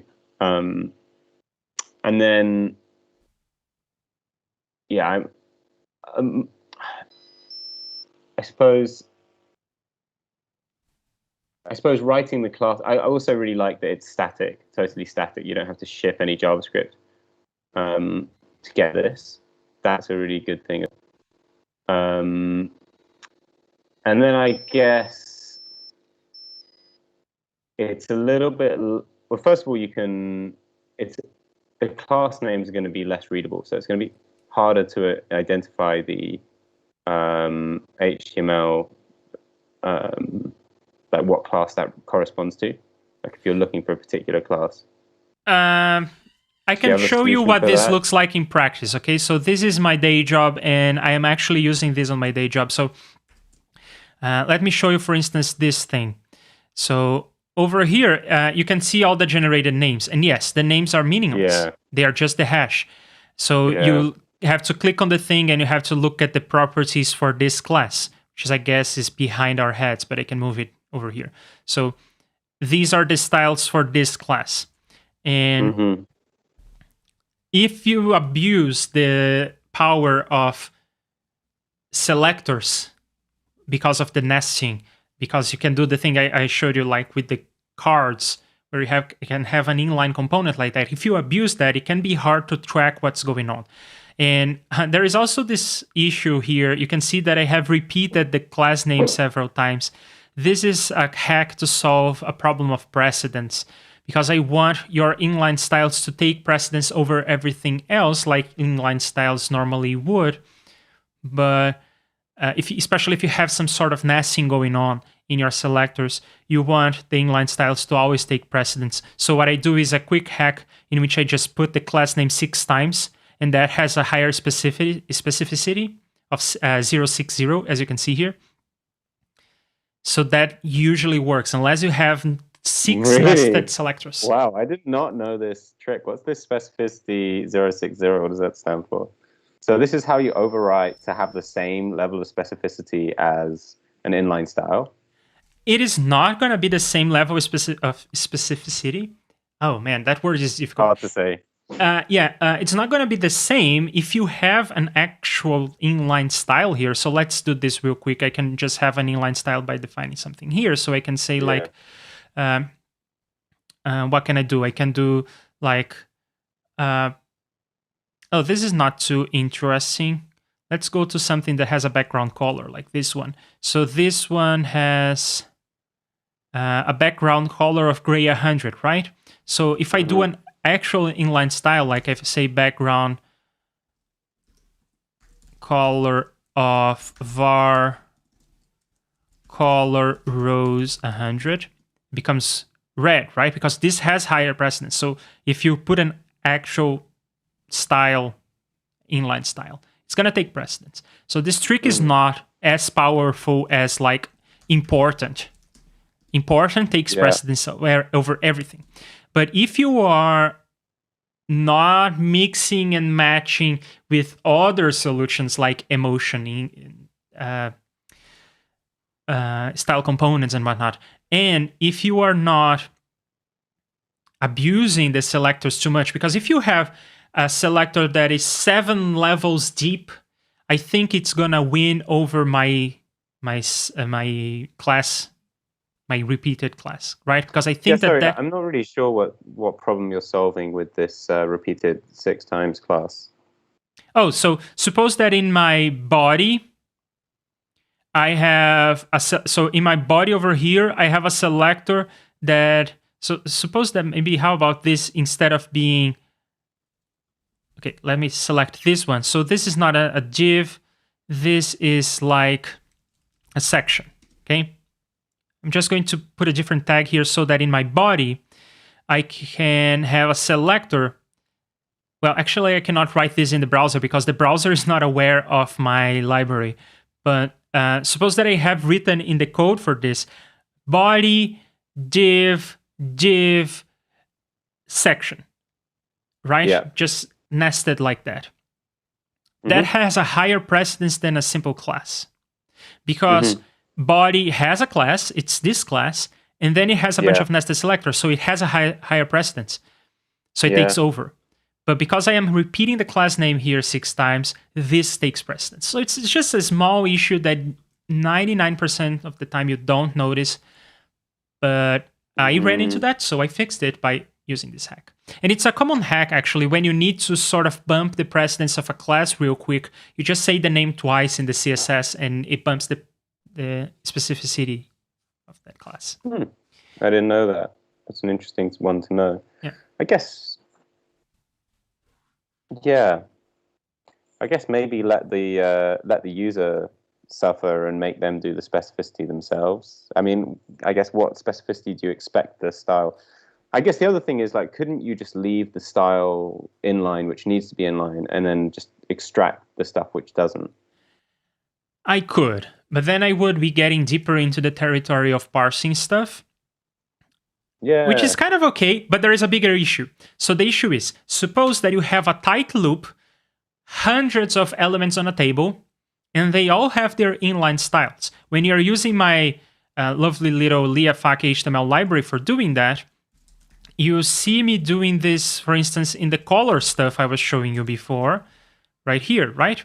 So I have in my JavaScript, I have a loop that will generate HTML, and then in this HTML, I have my inline styles like that. Well, if I leave the inline styles like this, it's going to compound. Every time I'm just literally outputting this text. And I have a lot of CSS going on here. So it's a lot of text to repeat, literally, in line. But with my clever little hashing thing, this as CSS, which is always the same on every iteration of the loop, always hashes to the same thing. So it's going to fold into just class of the same identifier every time. And in my CSS, of course, I'm smart enough to not repeat that selector every time. So I just put it there once.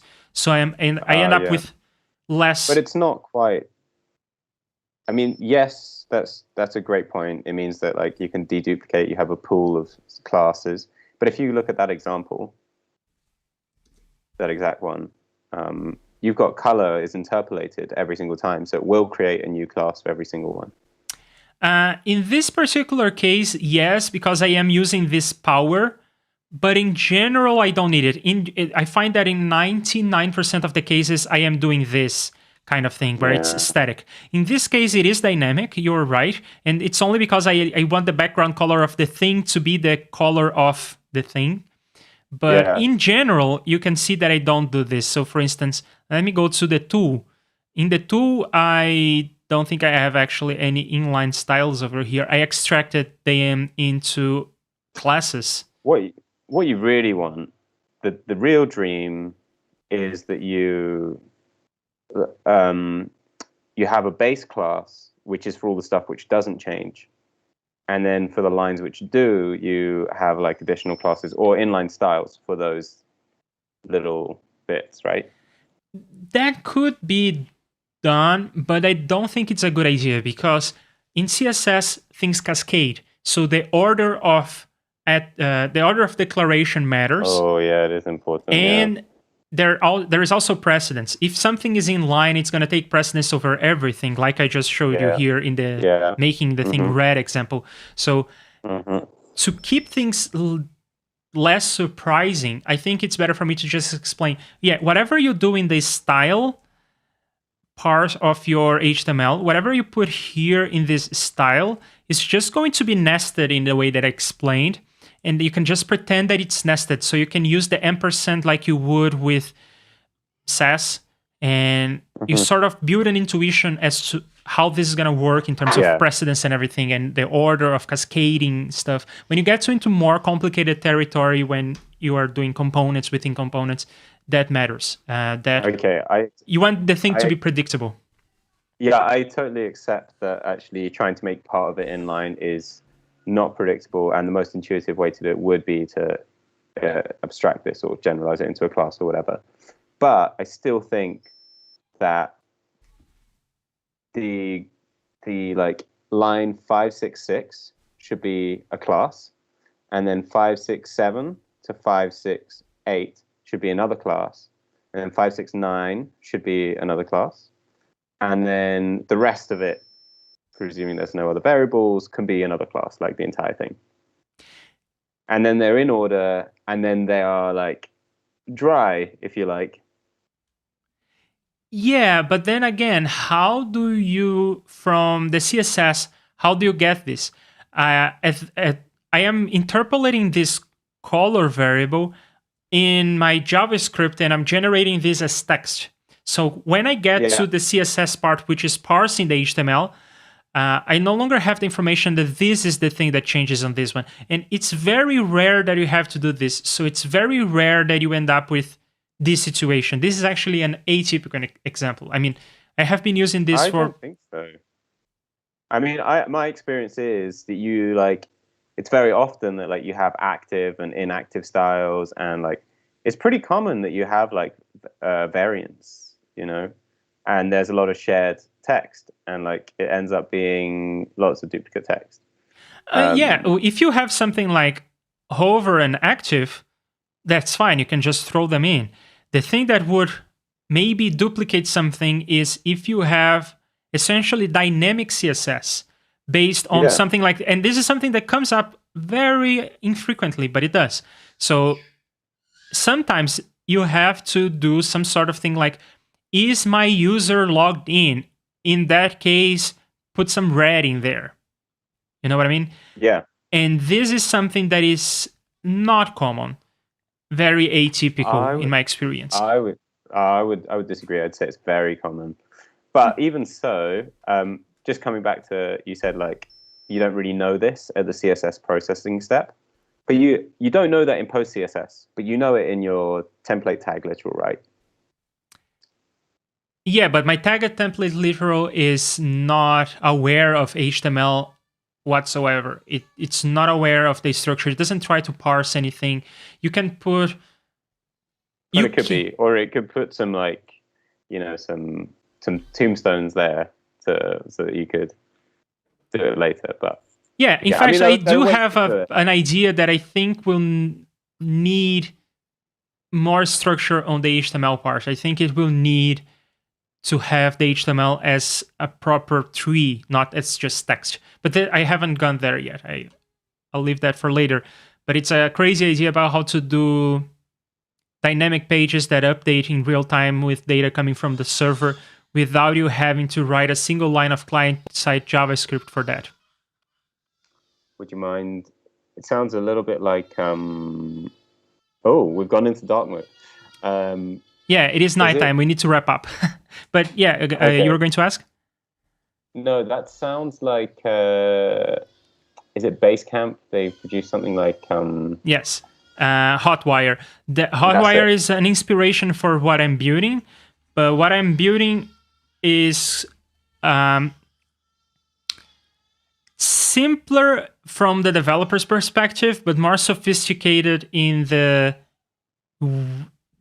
architecture and the way that it works. But the idea is the same. Yes, I'm going to just ship HTML over the wire, and I want my server to just use the same templates it would use for server-side rendering to do the live updates on the client. So same benefits of using Hotwire and Turbo and whatnot. The difference between what they are doing and what I am planning on doing is that in Hotwire, if you want to reap all the benefits, you need to be aware of what changed on the page, right? You need to send the HTML with the right actions to change something, to replace something, to append something to something. So you need to be aware of what changed. My idea is, I haven't fully fleshed this out, but it's inspired by Hotwire and it's mainly inspired by Phoenix Live View, I think is the name.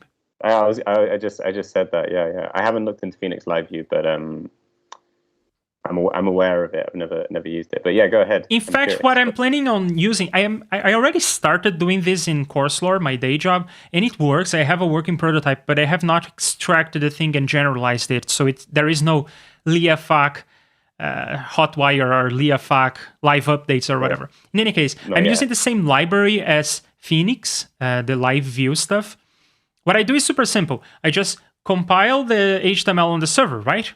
Okay, so if something changes on the database, I compile the HTML again. I parse the two HTML structures. I do a diff all on the server, okay? All of this happens on the server. I do a diff using the same library that the Phoenix people were using. It's called Morph DOM. Mm-hmm. So I use this library, and this library comes out with a script. These are the things that change. This is the difference between Yeah. the two trees. This is the, Got I it. think they call it a script, or they call it the, Like the patch set or something. yeah, the patch set, exactly. And I can ship the patch to the client, and the client reproduces that patch on their side. So I still get minimal HTML going through the wire. It's just this patch set, which boils down to add this HTML, and then there is literally the HTML there, and so on and so forth. So that's what I ship to the browser, and the browser, you don't have to write any custom JavaScript. It's just going to look at the events and do the same thing that Hotwire does.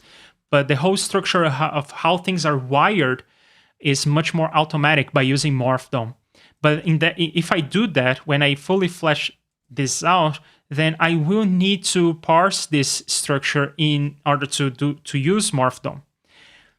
Now, I already need to parse this to extract the styles. Now I need to parse this again for Morph DOM. So I think it may be smarter for me to just start with a tree to begin with. So I could just put this into Leofax HTML, and it would not just produce plain strings, it would produce DOM nodes, and then I would combine the DOM nodes, and I would ship the DOM nodes to Leofax CSS for extraction of the inline styles, and then I would ship this to my library for using Morph DOM, coming up with a change set and shipping that to the browser. But that's for the near future. Do you really have to diff the DOM? I'm just thinking if there's like, I don't know, a more reactive way of doing it, or more like specific way of doing it. I like that all the diffing is done on the server though. That's great. And it also means that the diffing can be done in a parallelized way, in a more powerful language than JavaScript as well, right? Yeah, definitely. If you want to make this really fast, you can rewrite this diffing and patching, and even maybe the parsing. You may want to leave the parsing not for Leofax HTML. You may want to do it later. Leofax HTML generates a string, and then you do the parsing of the HTML on something faster. Yeah, that's totally doable. Yeah.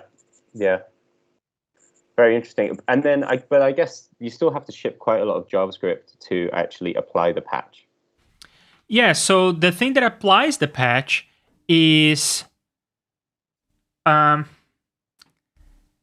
it boils down to six things, Hotwire dev.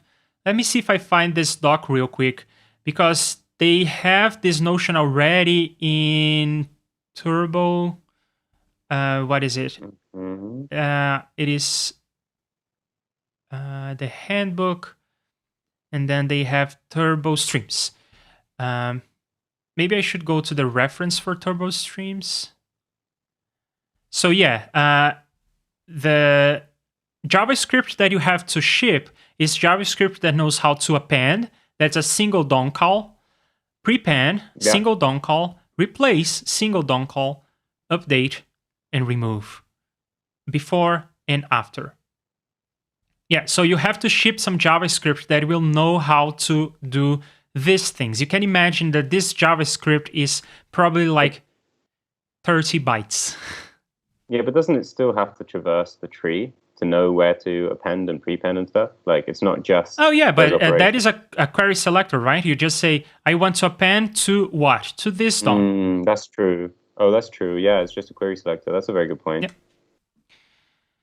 Yeah. And this... And then I guess you need to generate query selectors for all your elements now, right? That's what the change set in Morph DOM does. Okay. Cool. Yep. So I just have to wire the Morph DOM output into a way that my little snippet of client-side JavaScript will recognize.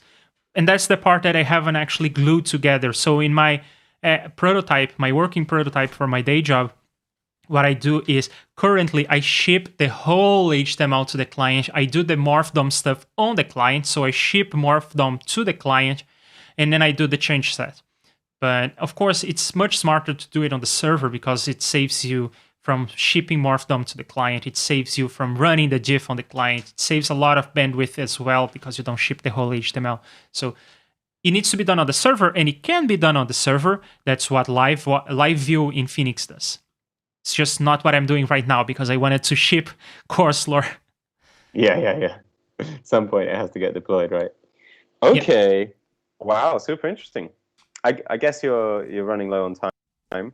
Yeah. So let's wrap this up. But this was very, very useful to me. I really appreciate you being here with me today and hearing me talk about all of this. If you want to hear more about the rest of this, I think I still need to do some code review for the rest of this because I need to come up with the feature set that I want to have for version 1.0. And there's still some more interesting things in here, but I think that probably the most interesting thing is this whole architecture of how things work this way. There are a couple more tricks in the Electron side that I think is interesting as well. But in any case.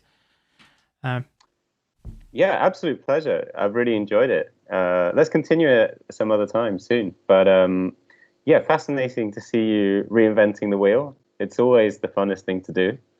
And actually, yeah, you come up with some really novel things which make a lot of sense, truthfully. And I think that like it is a really big hot topic. Like, how do we make front-end development ergonomic and yet stop shipping so much JavaScript? So yeah, it's really interesting to listen to. So yeah. Oh, actually, there is just one more sprinkle of magic on top of all this. So in my HTML, I have my structure and I have my styles, right? Mm-hmm. But sometimes I also want some behavior. For instance, when you change something on the menu, I want to send that to the drawing window to update the custom cursor, for instance. If you change the color on the menu, if you click on the menu here on the left, change the color, the crosshair that is red goes to purple. So I need to ship some material from this to there. So essentially, when you click here, I need to run some JavaScript. Well, I could try to have some class or ID, and then in my JavaScript, I could target that. But I have a much more straightforward way of doing this in light of what we did with CSS. I just have this data thing that and this needs to be done on the client for obvious reasons. It needs to run on the client. So there is no pre-compilation step, no parsing on the server side sort of thing. No, it's just this data that is the JavaScript that I want to run. And this JavaScript is just a string that will ship to the client. But then I have these 5 lines of code that when the window has loaded, I'm going to look for all of this and evaluate the code in there. So now I'm able to collocate my structure, my HTML, my styles, and my behavior. So I essentially end up with what is in spirit a React component in the sense that everything is collocated, but it is just plain HTML, CSS, and JavaScript. It just ships to the browser without any extra libraries for this. It's just these 5 lines of code to load this up and run this. Yeah. I mean, yeah, it's a really interesting way of managing that. I guess there are lots of caveats to that because, I mean, first of all, there's no syntax highlighting right now, and yeah, I disabled the plugin that does this in Visual Studio Code. There is an extension that looks at the JavaScript tag on the template literal and does syntax highlighting. Even for the CSS that also exists, but it is buggy, and I may have to roll out my own because it is buggy, especially when you go really deep, because I am nesting these things very deep, right? I have this is a tag template literal that generate HTML, and I escape, and I start generating JavaScript, and then I escape, and I start generating client-side JavaScript, and then I escape on the client. So there is lots of levels of nesting happening here. I hear that in Sublime Text, this works better. I suppose that in the JetBrains stuff, it also works better. But right now in Visual Studio Code, this is lacking. So yeah, there is some downsides, of course. Yeah. Yeah. And also, like, you might not want to have it all in like inline inside the actual like HTML. Like you do, to some extent, you want to co-locate the JavaScript which is relevant, like event handlers and stuff.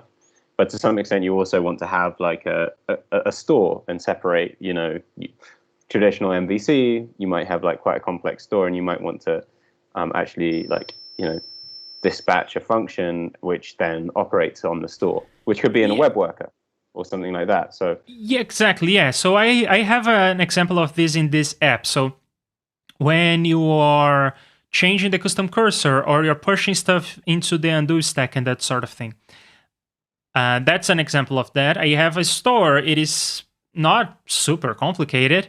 It's just an undo and redo stack, but nevertheless, it's there and it's slightly more sophisticated. So I end up with this thing that could live on its own file, and it will in the future, as I extract this into a reusable library, this will go into some other place. And I always have the option of doing that. In fact, when I am doing things like tooltips in this app and in some other places I do tooltips, I am using a standard JavaScript library for tooltips, Gypsy, and I can just call to that. So yeah, in some cases it may make sense to have some logic separate. If that logic holds by itself, it holds water. But in many cases, what you want is just to act on the thing right then and there. So again, this is very much a powerful weapon, and you can shoot yourself in the foot if you want with this. But the solution again is just don't write spaghetti. all right, that's super interesting. I'd love to talk about this more sometime. All right. Yeah. Thank you very much for being here. I am always amused by your perspective on things. I hope that you like this too. And let's do this again in the near future. I'm probably going to work on this again on Thursday. If you are available, you can join me at the same time. Because tomorrow, I think I will be over at Arya's channel and we will be doing a website for him. And I bet that we are going to use some of these tools that I developed because this is the style that I'm trying to push forward. And I want to test it on as many examples as I can. Mm-hmm. And makes sense. Yeah. And then on Wednesday, we're going to record some songs over here. And then on Thursday, I'm going to continue with this Notestrator stuff. So if you're available, you can join me. And yeah, that's it. Thanks. Any last words? Anything else that you want to mention? Comments, thoughts? No, it sounds like a lot of fun. And yeah, it sounds like you're going to have a busy week. So enjoy. And yeah, that's all, folks. All right. Thanks, David. Bye.